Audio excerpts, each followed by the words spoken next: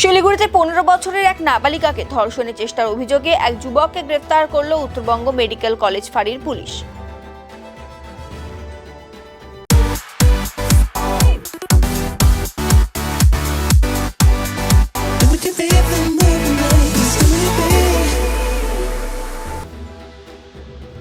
ধৃতের নাম দীপেশ রায়।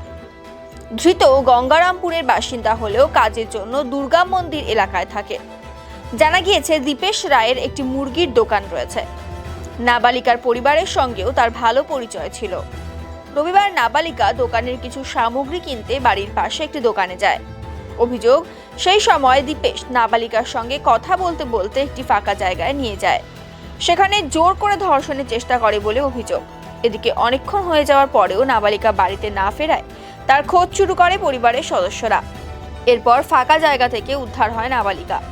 ঘটনার পর মেডিকেল কলেজ ফাঁড়িতে অভিযোগ দায়ের করে নাবালিকার পরিবার। সে অভিযোগের ভিত্তিতে তদন্তে নেমে যুবককে গ্রেফতার করে পুলিশ। আজ ধৃতকে শিলিগুড়ি আদালতে পেশ করা হয়েছে। গোটা ঘটনার তদন্তে পুলিশ।